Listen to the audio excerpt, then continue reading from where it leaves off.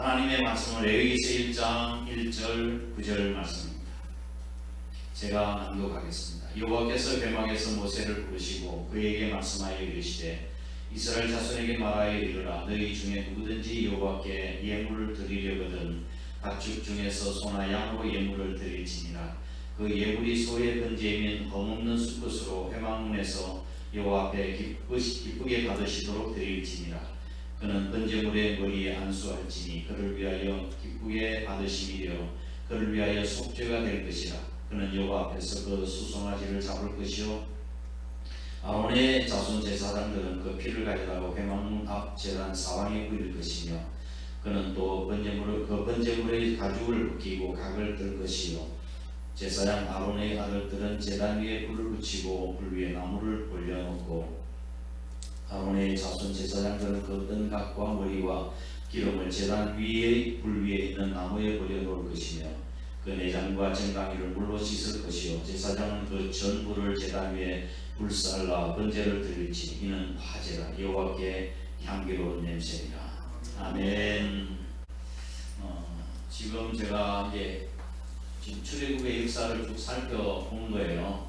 이 출애굽의 역사는 우리 그리스도인이 예수를 믿고 구원받은 그리스도인의 삶의 그런 것과 마찬가지로 또 비슷해요. 구원받아서 우리가 이제 천국 가나안 땅으로 향하는 우리들에게 만나는 여러 가지 시련과 시험과 어려움들 똑같다고요. 우리들도 그때 우리는 불평하고 원망하지만 그럼에도 하나님 용서해 주시고 은혜를 베풀어 주셨는데 1차 목적지인 시내산에서 이스라엘 백성들과 하나님께서는 언약 관계를 맺으시고 알겠습니다. 우리가 수행하겠습니다 하고 약속을 해서 율법을 주신 거라고요. 율법을 계약으로 가진 거예요. 그런데 하나님께서는 미리 다 알고 계셨어요. 율법을 통해서 이스라엘 백성이 다 구원받을 수 없다는 사실을 너무나도 잘 아시는 것이죠. 율법을 주시고 난 뒤에 며칠이 못 가서 그들은 금송아지 우상을 만들어서 숭배한 사건을 봐서 우리가 알 수 있는 거예요. 그래서 하나님께서는 10계명 뒤에 뭘 주셨어요? 성막의 설계도를 주신 거예요. 이 성막은 지난번에 울타리와 문을 대해서 말씀을 드렸는데 지난번에 두 번째 달에서 성막 밖에 있는 사람은 구원받지 못한 사람, 그 다음에 예수를 믿겠다는 사람들 가운데 성전 뜰만 밟는 사람이 있고, 그리고 성소 지성단에 들어가는 사람도 있고, 그래서 이 말씀을 듣고 아이고 또 내가 성전 뜰만 밟는 사람이다 그렇게 생각하지 마시고, 구원받고 난 뒤에 문을 들어서자마자 지성소 안으로 들어가는 사람 한 사람도 없어요. 그렇게 될 수도 없어요. 신앙이라고 하는 것은 성장해 나가는 거라고요. 차근차근 유치원부터 시작해 초등학교, 중학교, 고등학교, 대학교 그렇게 성년이 되는 것처럼 신앙생활도 어린아이 신앙이 있는가 하면 청년의 신앙이 있고 장년의 신앙, 성숙한 신앙도 있는 거라고요. 그래서 하루아침에 되어지는 것이 아니다. 그래서 우리는 계속적인 주님과의 만남을 통해서 깊은 하나님과의 교제 속으로 들어가야 된다 하는 사실을 꼭 기억하셨으면 좋겠습니다. 성막으로 들어가면 제일 첫 번째 만나는 성막의 기물이 뭐예요? 번제단이었습니다. 신앙의 출발점을 이야기하는 것이죠. 그 성막에 대해서 지난 시간에 말씀을 드렸는데 이제 거기서 제사를 오늘 구체적으로 좀 말씀을 드리려고 그래요. 거기서 제물을 드리는 사람이 제물을 가지고 와서 번제 불태워지는 모습을 보면서 내 죄가 태워지고 사라지는 것을 보게 되는 것입니다. 하나님께서 그 속죄소에서 사람과 만나 주시겠다고 약속하셨지만 그 만남은 반드시 제사를 통해서 이루어졌습니다. 이 번제단 제사를 통해서 안으로 들어갈 수가 없어요. 제사를 통해서 구별된 사람이 고난받은 사람이 들어가는 거라고요. 그래서 성소와 지성소도 결국은 번제단에서 드려진 제사를 통해서 의미가 있게 되는 것이지, 번제단의 제사를 통하지 않고는 하나님 앞에 결코 나아갈 수가 없습니다. 제단에서 드려지는 여러 가지 제사가 있는데 그 중에 대표적인 제사가 바로 번제입니다. 그래서 제단의 이름 가지고 번제단이라고 그렇게 부르는 거예요. 번제단에서 드려진 제사는 오늘 어떻게 드려지는가를 통해서 살펴보고 우리 예배가 어떻게 되어야 되는가를 말씀드리고자 합니다. 첫 번째, 번제 물의 재물입니다. 재물이 뭐였습니까? 말씀을 한번 보실까요? 2절 이스라엘 자손에게 말하여 이르라 너희 중에 누구든지 여호와께 예물을 드리거든 가축 중에서 소나 양으로 예물을 드릴지니라. 아멘. 흠없는 수소 드리려고 하는 흠없는 걸 드려야 돼. 흠없는 수양 및 근데 소와 양과 염소를 드리지 못한 사람은 비둘기 새끼를 또 드릴 수 있었습니다. 우선은 그렇지만 흠이 없는 것이어야 했습니다. 눈먼 것이나 저는 것이나 질병이 있는 것 번제 제물로서 하나님께 바쳐지는 제물의 필수 요건이 흠없는 것이어야 합니다. 이는 제물을 기쁘시게 받으시는 분이 누구세요? 하나님이죠. 하나님은 흠없으신 분, 거룩하신 분이에요. 그래서 하나님의 거룩한 속성과 일치되어야 한다는 것을 보여주고 있을 뿐만 아니라 장차 오실 메시아 우리 주님께서 흠없고 점없으신 몸으로 대속 제물이 되실 것을 상징하고 있는 것입니다. 그래서 그런 점에서 흠없는 것으로 하나님 앞에 드려져야만 했었습니다. 거룩하신 하나님의 어린 양이 죽임을 당한 예수 그리스도의 그림자에 번제라는 예수 그리스도의 그림자라고 지난 시간에 제가 말씀드리지 않았습니까? 그래서 오늘날 우리가 하나님 앞에 드리는 이 예배는 어떠한 자세로 예배를 드려야 될 것인가를 잘 말씀하고 있어요. 흠이 없도록 연락하시도록 드려야 합니다. 기쁘시게 받으시도록 해야 합니다. 하나님의 뜻에 합당하게 드려져야 합니다. 그것이 하나님이 받으시는 예물이에요. 그런데 하나님께 예물을 드리는 것도 중요하지만 더 중요한 것이 있습니다. 더 중요한 것이 뭔가 하면 예물을 드리는 자세, 제물을 드리는 또 예배 드리는 자의 자세가 더 중요함을 우리에게 가르쳐 주십니다. 창세기 4장 말씀에 보면 가인과 아벨의 제사가 있습니다. 그런데 하나님께서는 아벨의 제사는 기쁘시게 받으시고 흠양하시고 가인의 제사는 받지 않으셨다고 말씀을 하고 있습니다. 왜일까요? 왜 아벨의 제사는 받고 가인의 제사는 받지 않으셨을까요? 창세기 4장 4절 5절 말씀을 보면 아벨은 자기 또 양의 첫새끼와 그 기름으로 드렸더니 여호와께서 뭐와 아벨과 그 제물을 받으셨으나 가인과 그 제물은 받지 않으셨다고 이야기했습니다. 자, 제물 앞에 누가 나옵니까? 아벨. 제물보다 사람이 앞서 있죠. 가인과 그 제물보다 가인이 앞서 있지 않습니까? 그러니까 제물보다 중요한 것은 사람이라고 하는 것을 말씀을 하고 있는 거예요. 여기서 왜 하나님께서 아벨의 제사를 받으시고 가인의 제사를 받지 않으셨는가 하는 그 답을 찾을 수 있는 거예요. 물론 제물의 문제도 있었겠지만 더 중요한 것은 제물을 드리는 사람의 마음 자세에 있었던 것이죠. 여기에 대해서 신약성경은 뭐라고 말씀하시는지 아십니까? 히브리서 11장 4절 말씀을 보면 믿음으로 아벨은 더 나은 제사를 하나님께 드림으로 의로운 자라 하시는 증거를 얻었으니 하나님이 그 예물에 대하여 정언하십니다. 그가 죽었으나 그 믿음으로서 지금도 말하느니라. 아멘. 여기서 아벨은 어떤 제사를 드렸어요? 더 나은 제사. 더 나은 제사가 무슨 제사일까요? 더 나은 제사가 어떤 제사일까요? 제물을 많이 드린 걸까요? 여기 더 나은 히브리서 11장은 무슨 장이라고 이야기합니까? 믿음장이라고 그러죠. 믿음장. 더 나은 제사는 믿음으로 드리는 제사를 말하는 것입니다. 아멘. 내가 아무리 많은 제물과 헌물을 드린다 할지라도 하나님께서 나를 받지 않으신다고 한다면 그 제물이 무슨 의미가 있겠습니까? 중요한 것은 내가 하나님 앞에서 예배를 드리는 자의 자세가 중요하다는 이 말씀이죠. 우리가 신앙생활을 하면서 주의해야 할 것이 있습니다. 형식주의를 주의해야 합니다. 의미 없이 드리는 예배 형식주의, 주일이 됐으니까 또 나와서 예배드리는 예배 형식주의, 내 마음과 정성은 다 쏟아놓지 아니하는 습관적으로 드리는 형식주의, 이걸 우리가 배격해야 합니다. 탈피해야 합니다. 우리가 믿음으로 드려야 되는 거예요. 그래서 더 나은 제사를 드렸다고 이야기하는 거예요. 우리가 1년 365년 동안 예배를 드린다 할지라도 우리가 드리는 그 예배는 감사가 있고 감격이 있고 믿음이 있고 헌신이 있는 예배가 그게 참다운 예배라고 하는 것입니다. 우리는 지금 똑같은 예배, 똑같은 방식으로 똑같은 사람에 의해서 우리가 예배를 드려주고 있습니다. 구약에 나타난 제사도 또 마찬가지였습니다. 그럼에도 불구하고 우리가 1년 365년 5일 동안 예배를 드린다 할지라도 우리가 드린 예배는 감격이 있어야 되고 감사가 있어야 되고 헌신이 있어야 한다는 것입니다.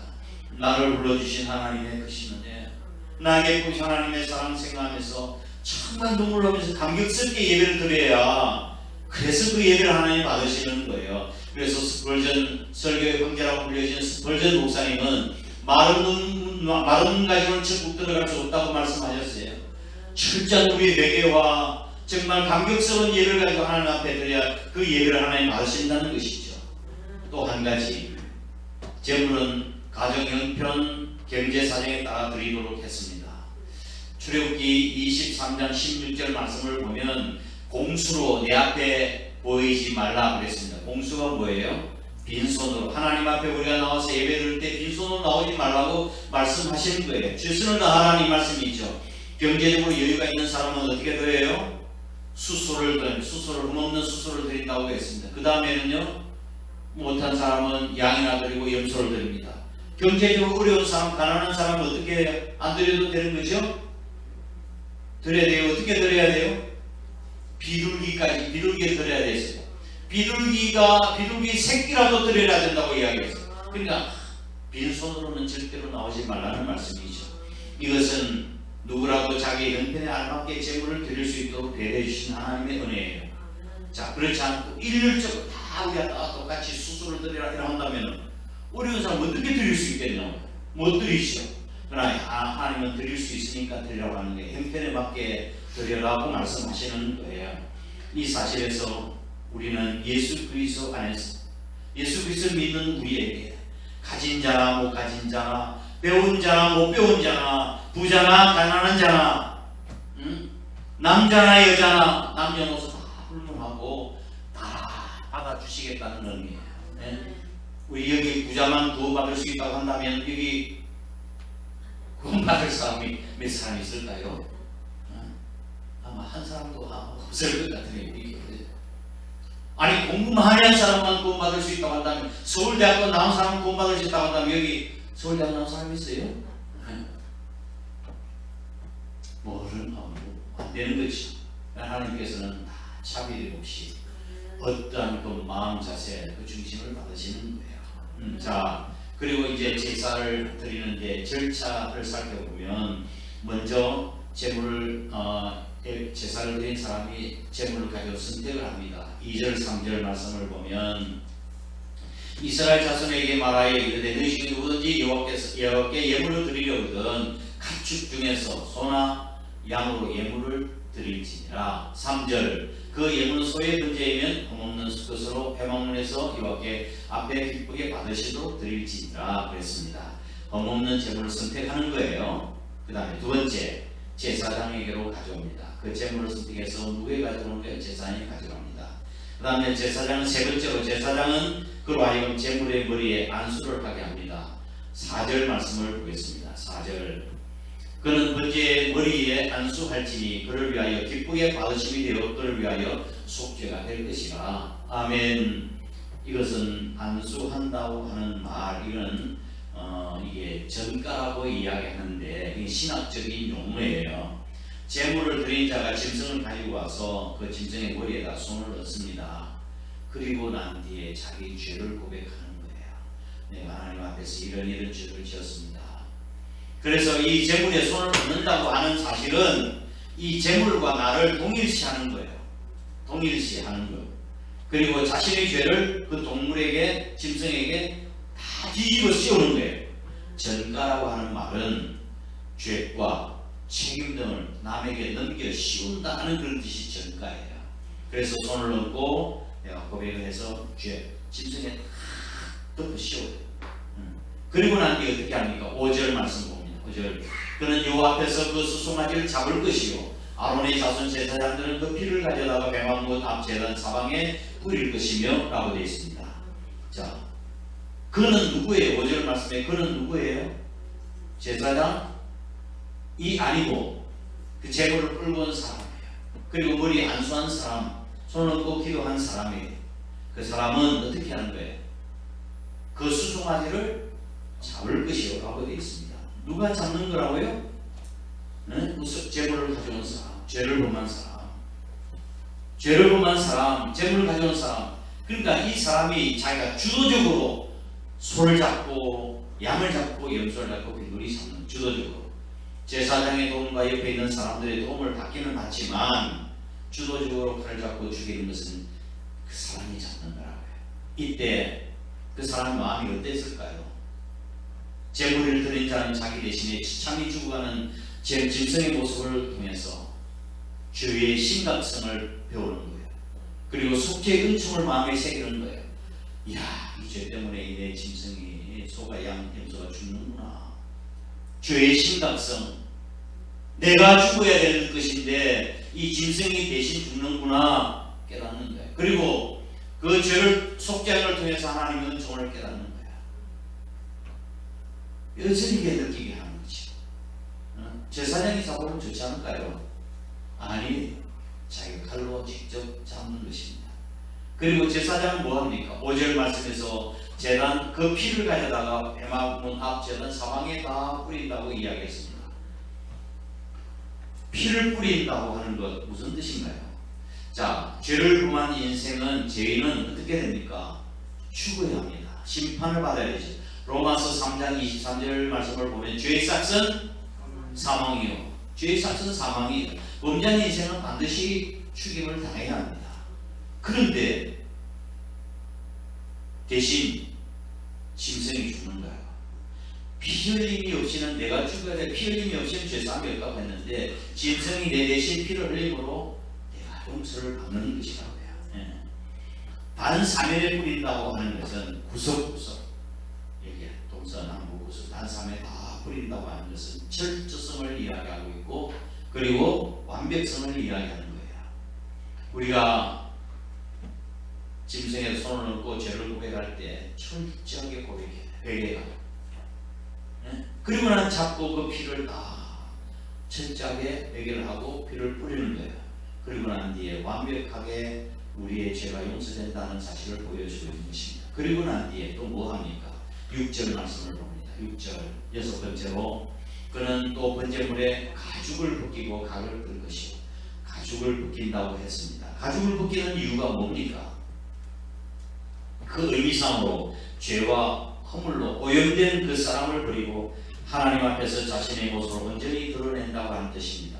비록 그 짐승을 잡아서 죽여서 피를 흘리게 했다 할지라도 그 모습은 짐승 그대로 있겠죠. 그대로 있지 않습니까? 그래서 그 짐승의 형태를 아주 없애버리기 위해서 가죽을 벗기고 각을 뜨는 거라고요.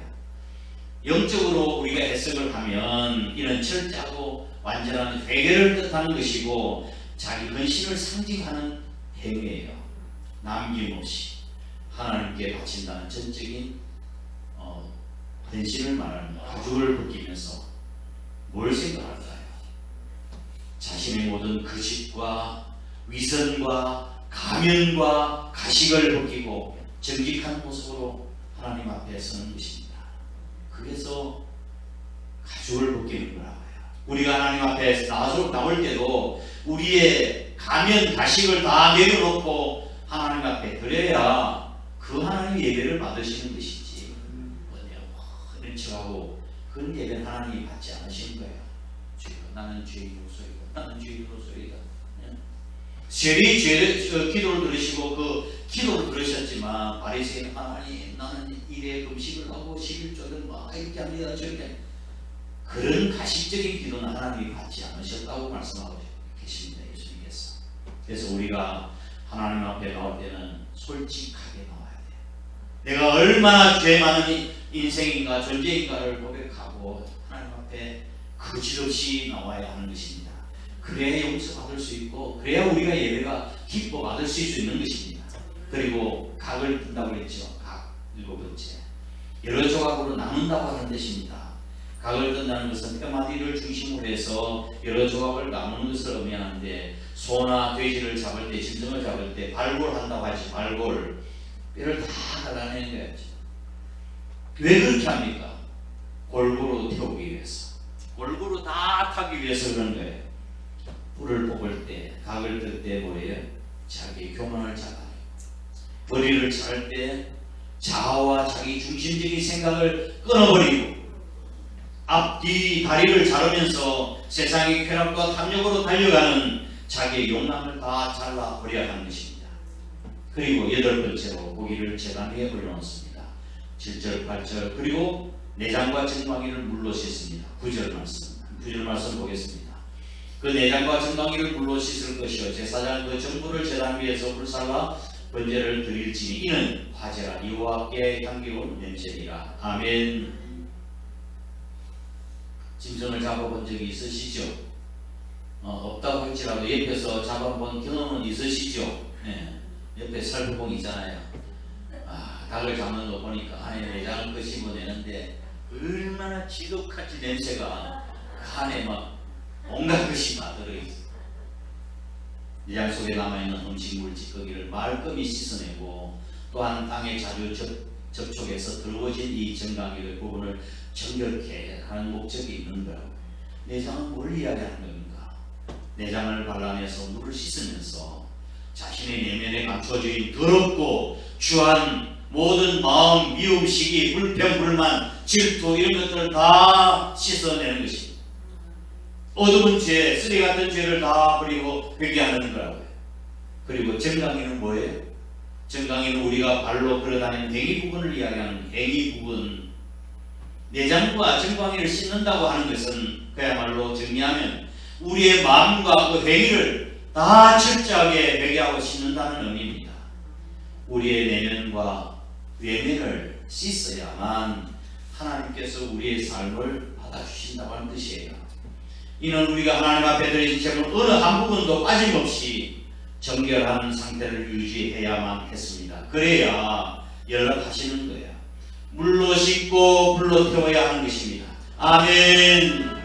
행한 것 주뿐이니 주 예수께 비옵기는 나의 몸과 나의 마음을 정결하게 하옵소서.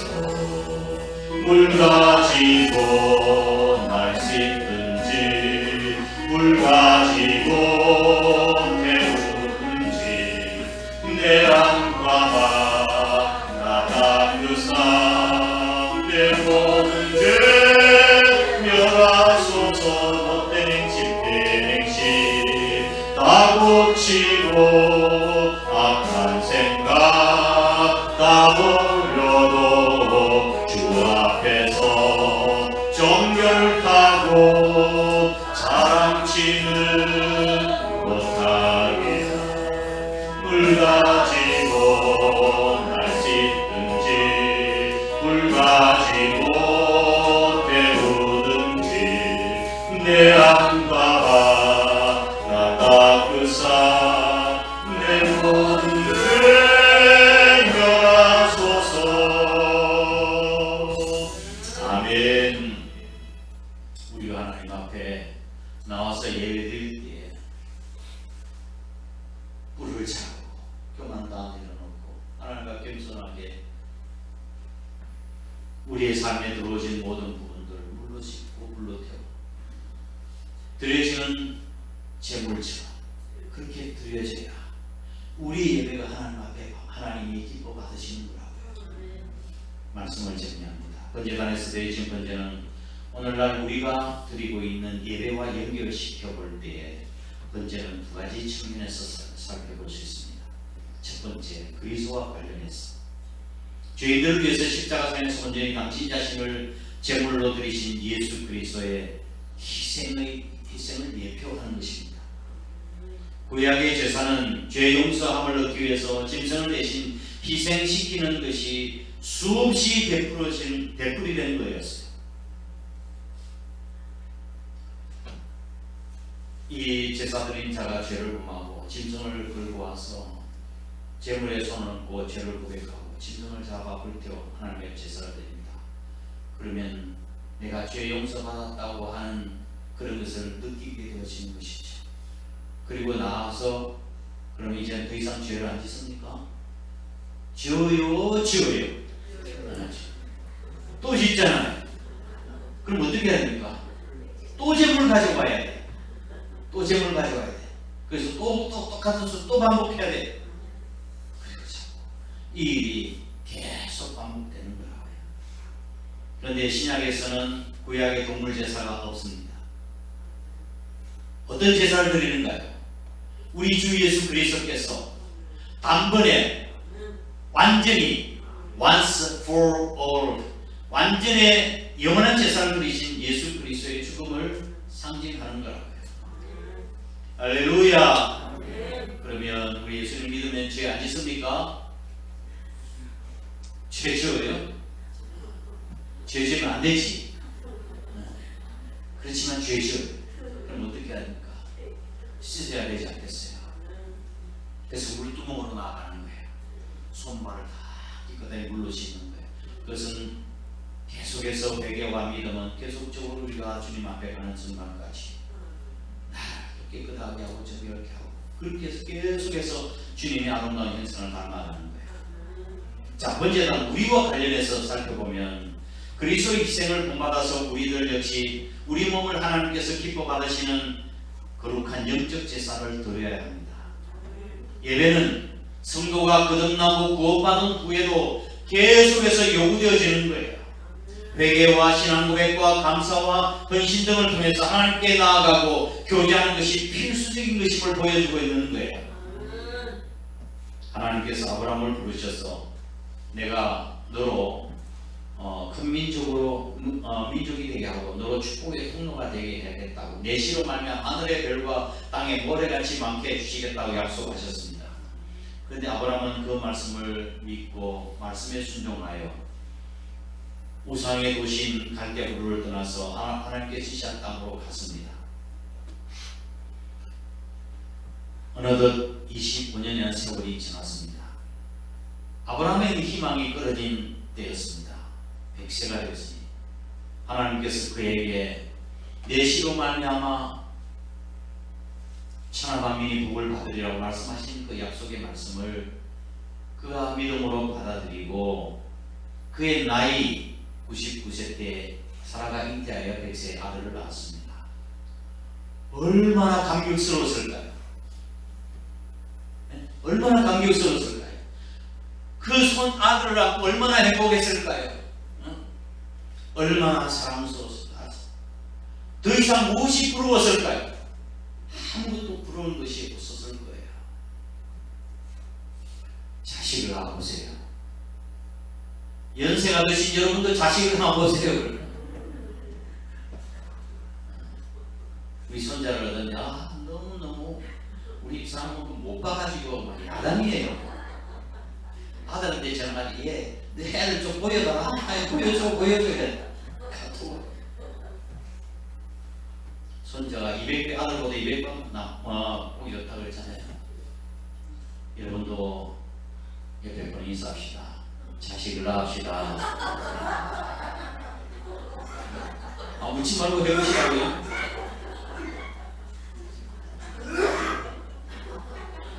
자식을 안 그리고요. 보세요. 전도하시라고. 전도하고 내가 복음을 전해가지고 예수 믿으면 너무 기쁘지 않아요? 저는 전도하고 뒤에 내가 전도한 사람이 예수 믿게 되면 너무 행복한 거예요. 너무 기쁜 것이. 백발은 손자의 멸류관이에요. 자식은 그렇지만 그렇게 너무너무 기쁜 거라고 해요. 그래서 전도한 열매가 멸류관이라고 했어요. 자식이. 여러분이 하나님 앞에 갈 때 멸류관을 씌워주실 텐데 가장 자랑스러운 멸류관이 무슨 멸류관이라고 해요? 전도한 너희가 아니냐. 사도 바울이 데살로니가 전서에서 그렇게 말씀했어요. 사도 바울이 복음을 전해서 구원받고 교회가 세워지 그것이 내가 너무 자랑스럽고 너무 행복하다는 거야. 그는 육신의 자녀는 낳지 못했지만 독신을 했지. 복음을 전해 수많은 자식을 낳았어요. 그게 자기 멸류관이라고 생각한 거지. 그런데 하루는 하나님께서 아브라함에게 자신의 생명보다 귀하고 분신과 같은 이삭을 제물로 바치라고 하는 거예요. 창세기 22장 2절 말씀. 여호와께서 이르시되 내 아들 내 사랑하는 독자 이삭을 데리고 모리아 땅으로 가서 내가 네게 일러준 한 삶 거기서 그를 뭐로 드리라? 번제로 드리라고 했어요. 얼마나 기가 막힌 이야기입니까? 너는 너희 독자 이삭을 번제로 드리라. 번제는 그냥 죽여서 하나님 앞에 불태워 드린 제사가 아니에요. 번제의 의미는 지금까지 제가 말씀드린 것처럼 순서 1번에서 9번까지 절차에 의해서 드리는 것이 번제예요. 이삭을 죽여가지고 껍질을 벗기고 각을 뜨고 자체를 분해해서 그것을 전체 다 불태워 드리는 제사. 아버지가 그렇게 할 수 있겠습니까? 부모라면 자식을 그렇게 할 수 있겠습니까? 그러나 아브라함은 내시로 말미암아 천하 만민이 복을 얻으리라는 말씀을 믿고 아브라함이 순종함으로 칼을 잡고 그를 번제를 드리기 위해서 찔르려 하는 순간에 하나님이 그 팔을 탁 잡으셨어요. 아브라함아, 아브라함아, 이제야 내가 나를 사랑하는 줄 내가 알겠노라. 그리고 난 뒤에 또다시 처음에 갈대우를 떠나올 때 약속해 주셨던 그 약속의 말씀을 이제는 인정을 해주는 거예요. 도장을 확 찍어주신 거예요. 그래서 그때로부터 아브라함은 축복의 통로가 된 것입니다. 독자 이삭을 번제로 드리려고 했던 아브라함의 그런 순종이 믿음의 백미를 이야기하는 거예요. 아브라함의 믿음의 백미. 백미가 뭐예요? 흰 쌀밥이 백미가 아니고, 흰 쌀밥이 백미가 아니고 흰 백자, 눈썹 밑자. 그래서 이런 백미라고 하는 것은 열 중에서 가장 뛰어난 사람이나 사물을 이끌을 때 백미라고 이야기하는 거예요. 구약의 이삭은 또한 예수 그리스도의 그림자이기도 합니다. 아버지의 말씀에 온전히 순종해서 번제할 어린 양처럼 묵묵하게 자신을 드리려고 했던 것처럼 예수님께서는 하나님의 뜻에 순종하여 흠없는 어린 양처럼 희생하셔서 십자가에 달려 돌아가셨습니다. 번제는 우리가 하나님을 만나는 일, 곧 우리의 예배가 어떻게 드려져야 하는지를 잘 보여주고 있는 것입니다. 예배는 결코 우리의 만족을 위해서 드리는 행위가 아닙니다. 예배는 철저하게 자기 자신을 부인하는 사건이에요. 철저하게 자기 자신을 죽인 다음에 하나님을 만날 수 있는 거라고요. 번제단에서 피를 흘리고 각을 두고 죽임을 당한 것을 본 예배자는 이 제물이 이렇게 비참하게 죽음으로 내가 산다는 것을 물씬 느끼게 되는 거라고요. 이렇게 예수님께서 나를 위해서 십자가상에서 비참하게 죽으셨구나. 내가 죽어야 할 죽음을 대신 죽으셨구나.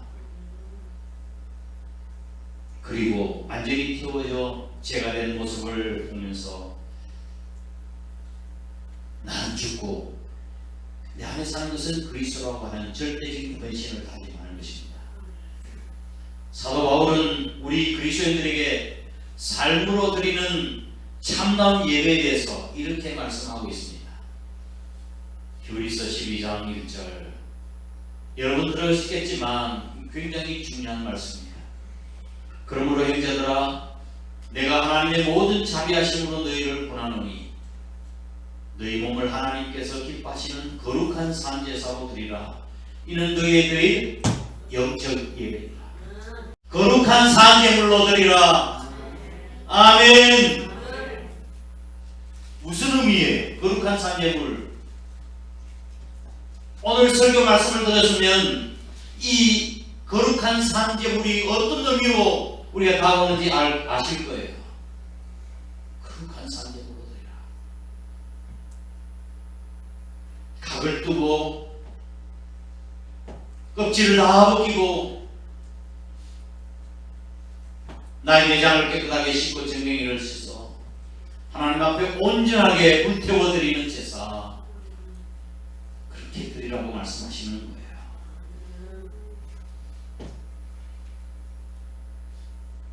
여러분은 그렇게 하실 수 있으십니까? 그렇게 하실 수 있겠습니까? 하나님께서 우리에게 오늘 지금 우리에게 묻고 계십니다. 여러분이 답하셔야 합니다. 껍질을 다 벗기고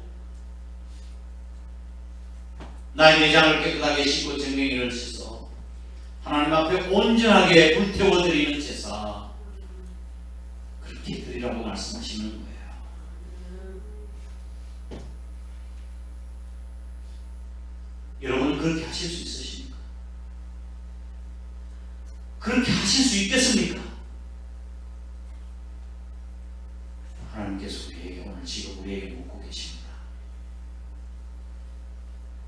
여러분이 답하셔야 합니다. 다 함께 일어나셔서 복음 찬송 49장 찬송드리겠습니다.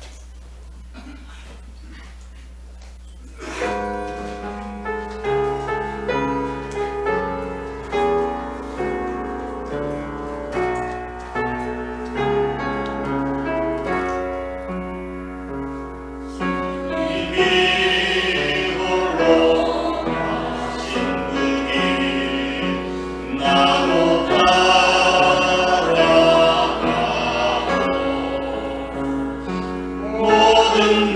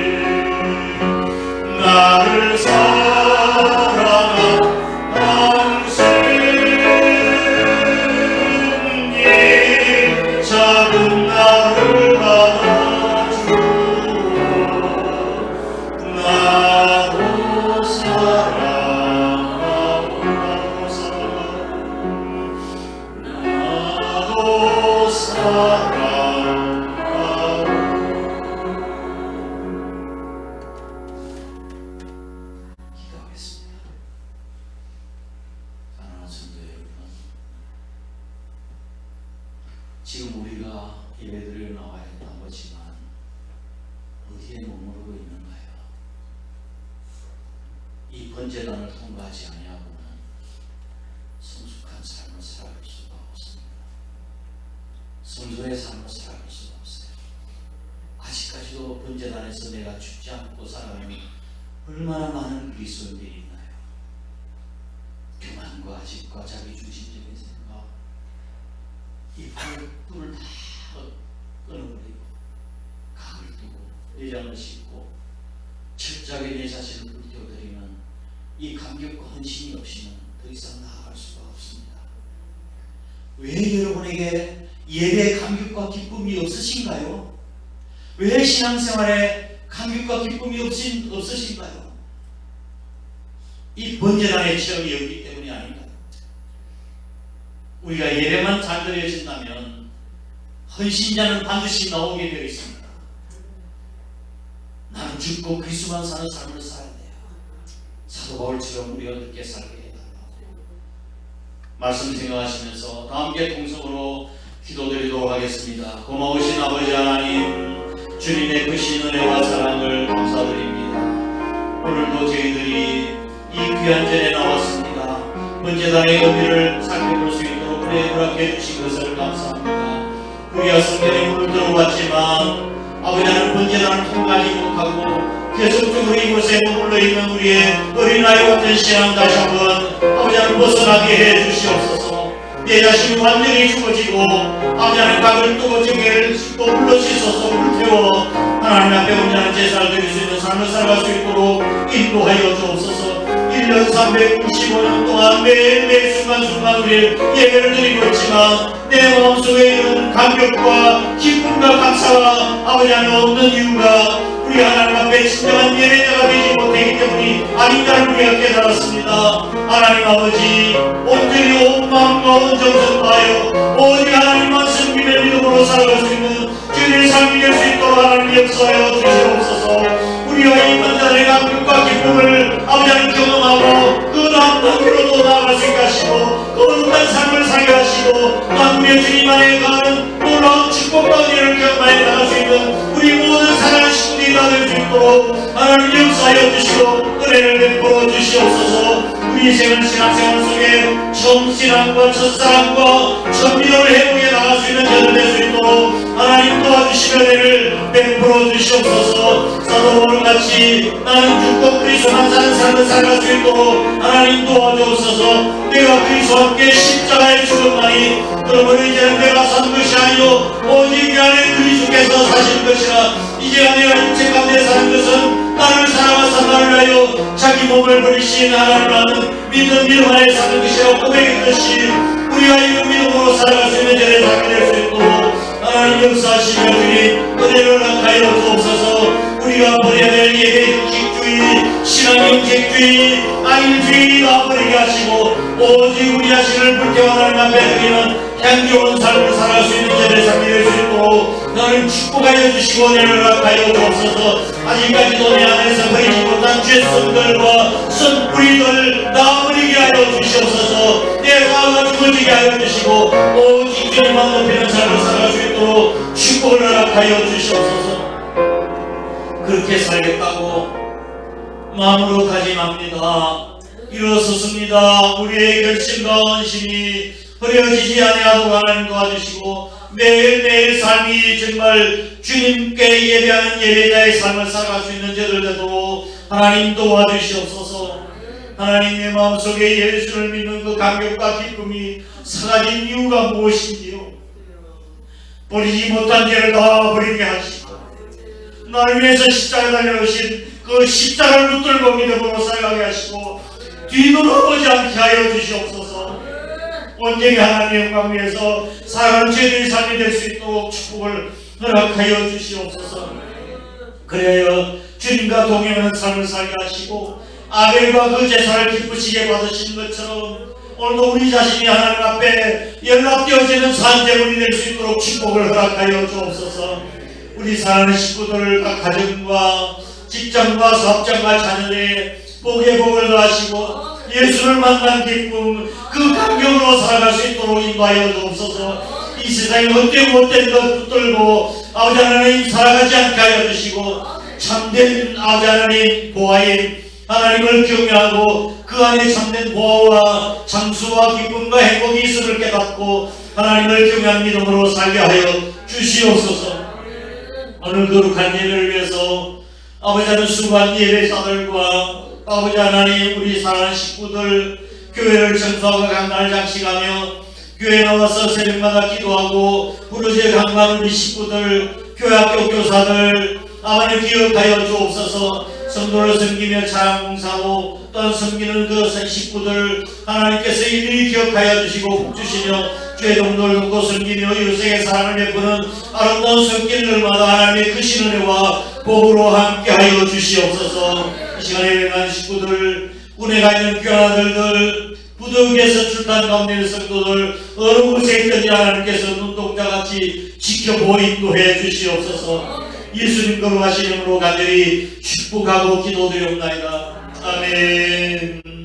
이제는 우리 구주 예수 그리스도의 크신 은혜와 하나님 아버지의 극진하신 사랑하심과 성령님의 위로 교통하심이 번제단에서 온전히 당신 자신을 불태워 하나님 앞에 드렸던 예수님처럼 또한 아브라함처럼 우리도 우리 자신들 하나님이 기뻐하시는 거룩한 산제물로 드리기로 마음으로 다짐하는 거룩한 주의 백성들과 한사람교회 전체 위에 항상 함께 하시옵기를 간절히 축원하옵나이다. 아멘.